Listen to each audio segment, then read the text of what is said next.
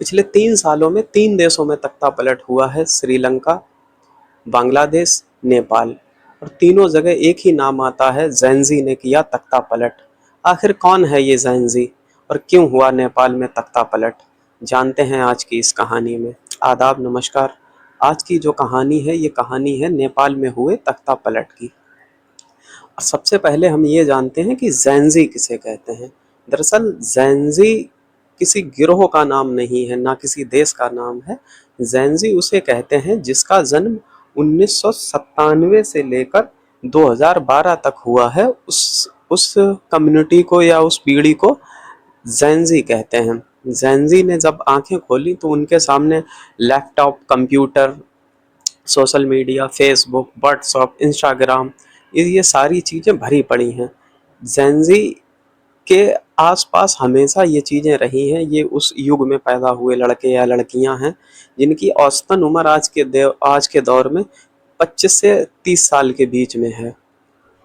अब होता ये है कि पिछले दिनों नेपाल में एक मंत्री के लड़के की शादी होती है। काफ़ी हाई फाई शादी होती है, बहुत अच्छी व्यवस्थाएं की जाती हैं।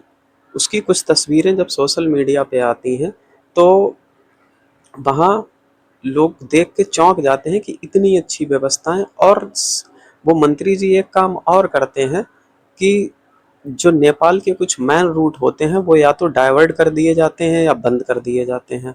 अब नेपाल के जो आम लोग होते हैं वो बहुत परेशान होते हैं। किसी को स्कूल जाना होता है, किसी को अस्पताल जाना होता है, किसी को नौकरी के लिए जाना होता है, वो लेट हो जाते हैं और पहुंच नहीं पाते हैं।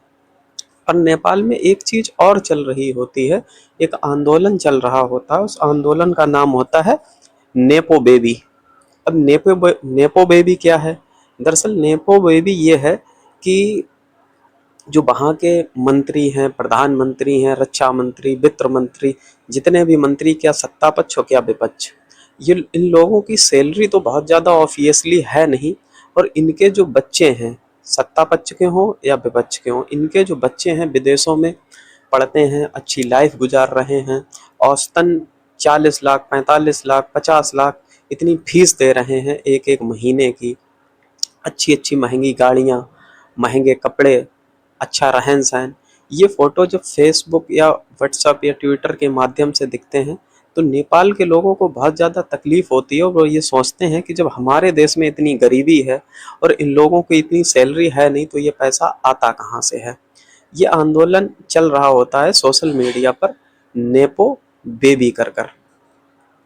अब नेपाल सरकार इस चीज़ से परेशान होती है और सोचती है इसे कैसे ही करके बंद करा जाए, नहीं तो ये आंदोलन बड़ा हो जाएगा। तो नेपाल सरकार एक प्लान बनाती है और पिछले महीने की 27 अगस्त को नोटिस भेजती है कुछ कंपनियों को। अब कंपनियां कौन सी होती हैं? जो सोशल मीडिया के जो पॉपुलर ऐप हैं, फेसबुक, ट्विटर, व्हाट्सअप, इंस्टाग्राम, इन सबको एक नोटिस भेजती है 27 अगस्त को और कहती है कि तुम्हें 1 हफ्ते का टाइम है, उसके अंदर अंदर तुम्हें नेपाल के अंदर अपना एक ऑफिस खोलना होगा। अगर हमारी सरकार को कोई दिक्कत आती है तो हम वहाँ कंप्लेंट करा सकें। अब ये कंपनियां सारी बड़ी बड़ी ये इस सवाल का कोई जवाब नहीं देती हैं और ये सोचती हैं कि अगर हमने नेपाल के अंदर ऑफिस खोल दिया तो बहुत ज़्यादा खर्चे बढ़ जाएंगे, एम्प्लॉय चाहिए अलग से। और अगर वहाँ ऑफिस खोल दिया तो बहुत सारे छोटे छोटे छोटे देश हैं, वो कहेंगे कि हमारे यहाँ भी ऑफिस खोलो, तो बहुत ज़्यादा दिक्कत हो जाएगी। तो वो कंपनियां नेपाल सरकार को कोई जवाब नहीं देती हैं। और अभी 4 सितंबर को नेपाल सरकार सारे ऐप बंद कर देती है, सिर्फ एक ऐप छोड़कर जो पॉपुलर है, टिकटॉक। बाद बाकी सारे ऐप बंद कर देती हैं।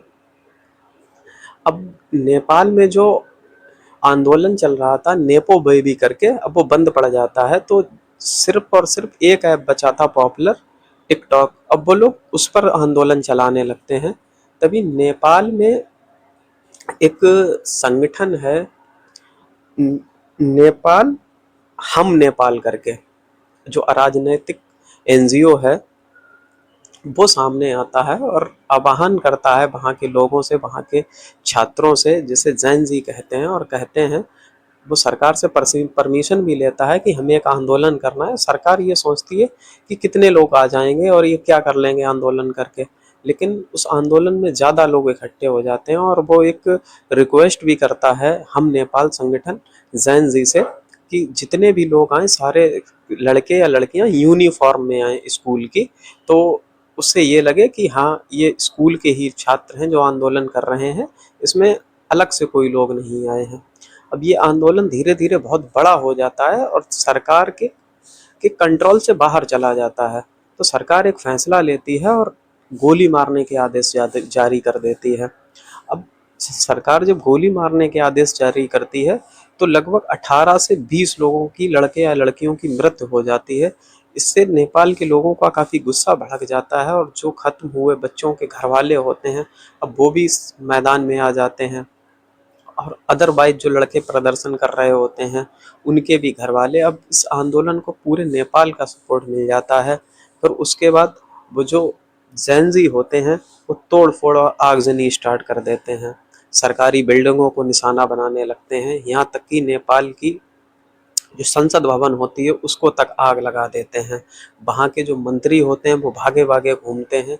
वीडियो के माध्यम से दिखाया गया है कि वहाँ के जो फाइनेंस मिनिस्टर हैं यानी वित्त मंत्री, उनको सड़क पर दौड़ा दौड़ा कर मारा गया है।